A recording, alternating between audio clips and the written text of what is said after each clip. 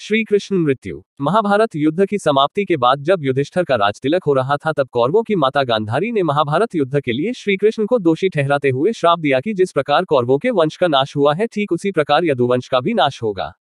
एक बार कृष्ण के पुत्र साम को एक शरारत सूझी। स्त्री का वेश लेकर वह अपने दोस्तों के साथ ऋषि से मिलने गया। स्त्री के वेश में साम ने ऋषियों से कहा कि वो गर्भवती है। वे उसे ये बताएं कि उसके गर्भ में बच्चे का लिंग क्या है। ऋषि ने इस खेल को समझ लिया और क्रोधित होकर साम को श्राप दिया कि वो मूसल को जन्म देगा, जिससे उनके कुल और साम्राज्य का विनाश होगा। इस पर यादवों की घबराहट बढ़ गई।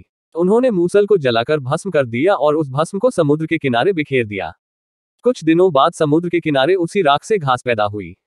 एक बार दो यादव कृतवर्मा और सत्याकी शराब के नशे में आपस में बहस करने लगे। की बहस के बाद भयंकर झगड़ा शुरू हो गया, जिससे सभी लोग आपस में ही भिड़ गए और एक दूसरे को मारने लगे। कृष्ण क्रोधित हो गए। उन्होंने समुद्र के किनारे उस मूसल की राख से उगी घास का एक तिनका तोड़ा। उन्हें देखकर अन्य लोगों ने भी एक एक करके उस घास के तिनके तोड़ने शुरू कर दिए और इस तरह सभी आपस में मूसल से युद्ध करने लगे।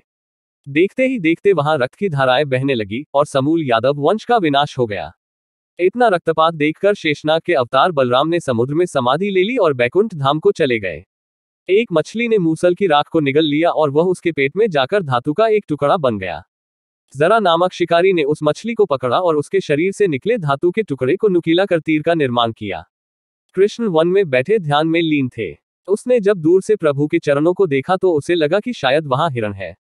हिरण समझते हुए उसने तीर चलाया और वो तीर प्रभु के चरणों में जा लगा, जिससे श्री कृष्ण की मृत्यु हुई। कृष्ण के जाने के बाद द्वारका में उनकी 16,000 रानियां, कुछ महिलाएं, वृद्ध और बालक ही शेष रह गए।